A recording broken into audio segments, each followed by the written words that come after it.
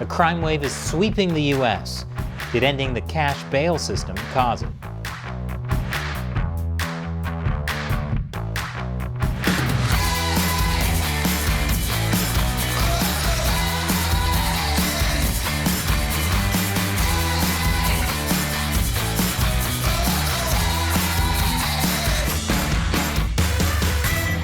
Welcome to America Uncovered. I'm Chris Chappell. Democrats and Republicans are racing to win the upcoming midterm elections this year. They're campaigning on everything including abortion, the economy, abortion, climate change, abortion, and crime, which in some states now includes abortion.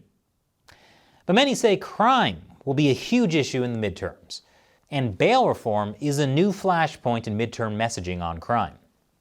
Now, for those of you who don't know, the U.S. justice system relies primarily on a cash bail system, one that's dominated by commercial bail bondsmen. If you can't pay your bail, the bail bondsman will pay for it for you, for a fee. It's the best public-private partnership ever, other than private prisons, of course. Here's how cash bail works.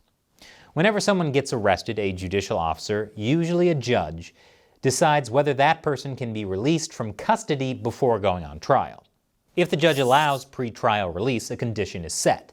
That usually comes in the form of a set amount of cash. Because while money doesn't buy happiness in America, it can buy your way out of jail. The cash amount serves as collateral to ensure that the defendant appears in court for their trial. Someone pays for that person's bail. Then they get to leave detention as long as they attend their trial. If they make all their court appearances, the bail money gets returned, whether or not the person is found guilty of the crime. So essentially, cash bail is just a super expensive pinky promise. But coming up with bail money can put a huge strain on families. To many, it feels like punishment. Bail in New York State has always only been a tool to ensure that a person comes back to court. It was never a tool that was designed to punish someone. It was never a tool that was designed to determine a person's dangerousness. Really? If it was never a tool to determine someone's dangerous, then how come people accused of littering and people accused of murder are charged different bail amounts? If people can't pay, then they end up staying in jail until their case is resolved. This can take months or even years. Some plead guilty just so they can go home, even if it means getting a criminal record, especially for misdemeanor charges. It's kind of like how after being at the DMV for 6 hours, you start thinking, forget it, I don't need a driver's license. I just want to get out of here. According to a professor at Syracuse University, the cash bail system creates two different outcomes for people with money and people without money. In that way, it's just an automatic wealth-based detention system. Opponents of the cash bail system say it especially hurts communities of color.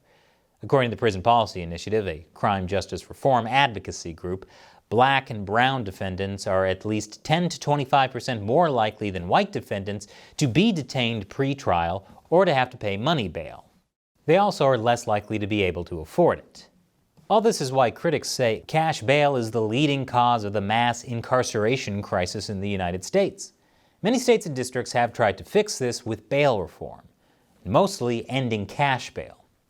Under a 2019 law in New York, for example, judges could not hold defendants pending bail on almost all nonviolent felony offenses, regardless of prior criminal record. Judges could not set bail on more than 350 crimes. Neither could the judge take into account the likelihood of reoffending or the risk to public safety when determining release conditions. Some places have even gotten rid of cash bail entirely for low-level offenses. San Francisco District Attorney Chesa Boudin went the furthest by ending cash bail for all criminal cases, like a giant get-out-of-jail-free card. The people of San Francisco loved that policy so much, they recalled and voted him out of office. Boudin's fate may be a sign of why, with rising crime rates and the 2022 midterm election coming up, even some Democrats are pulling back on bail reform. I'll tell you more after the break. Welcome back. Some states and cities are trying to reform or even eliminate cash bail for nonviolent offenders. But there's a lot of pushback against this move. Republicans are saying that Democrats are to blame for rising crime rates because of flawed cashless bail reforms. They say that by reducing or eliminating cash bail, the judicial system lets criminals loose to commit more crimes before their trials. To prove this point, The Manhattan Institute, a conservative think tank, said crime shot up in the first 2.5 months after New York's bail reform took effect. It especially went up in crimes for which judges couldn't set bail, such as burglary, car theft, and larceny. Makes sense. If you get arrested for burglary, you're going to want a lawyer. Lawyers are expensive, and unless you want a public defender that can't tell the difference between plea deals and pea soup, the best way to get some quick cash is, you guessed it. The think tank directly connected this higher crime with the bail reform law. These numbers coincided with the release of every defendant held solely on bail charged with burglary, car theft, and larceny from city jails as a result of the new law. But criminal justice advocacy groups like Zealous say it's misleading to tie bail changes to crime surges because reforms happened in very few places, while rising crime happened everywhere. This would be like saying Colorado legalizing weed led to an increase in Grateful Dead cover bands in Rhode Island. Some say that rather than blaming bail reform for the rise in violent crime, we should just fix bail reform. They argue there's no evidence that releasing people before their trials causes increasing crime, unless they need to make some quick cash to afford a better lawyer. According to a 2020 analysis from the Prison Policy Initiative, releasing people pre-trial doesn't harm public safety. And a 2022 review by the Civic Federation found a majority of people charged with felonies in Cook County didn't commit new violent crimes. Makes sense. You don't want to get caught committing a crime when you're trying to prove you didn't commit a crime. That'd be like going to a couples therapy counseling session because your wife thinks you cheated on her, and while you're there, you flirt with the therapist. According to the Center for American Progress, a progressive think tank, studies of New Jersey and Washington, D.C. demonstrate that the rates of rearrest for people who were released pre-trial are comparable to those before the reforms were instituted. So there are plenty of arguments against Republicans' view of cash bail reforms. But even some Democrats are doubting cash bail reforms. Many are actually making a U-turn as crime rises and COVID wanes. According to the mayor of San Jose, who's a Democrat, the zero bail experiment largely failed. We have seen too many violent and repeat offenders put out into our community without sufficient supervision, drug treatment, or constraints. New York City's Mayor Eric Adams also cites violent crime as a clear case for rolling back New York bail reform. So maybe the problem isn't the idea of bail reform, but how it's being implemented. Even some cash bail reform advocates advise caution because in some cases, getting rid of cash bail without clarity on who should be detained ends up locking up more people in jail before trial. As you can see, things aren't so simple. So what can we do to fix this? Can we even find alternatives to cash bail?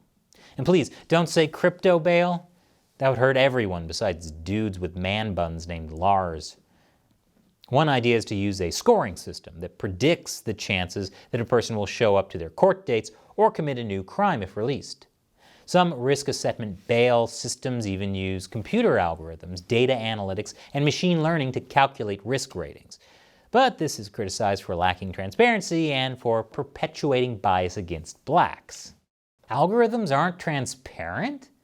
Nah, algorithms are always perfect. That's why our videos are shown to all of our subscribers, and this channel isn't in some kind of YouTube jail. So what do you think? Does the US need cash bail? Leave your comments below.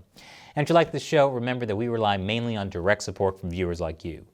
You can either support us on patreon.com/AmericaUncovered or on our exclusive social media community on Locals at americauncovered.locals.com. Become a supporter and help us keep making great episodes. Click the links below. Once again, I'm Chris Chappell. Thanks for watching America Uncovered.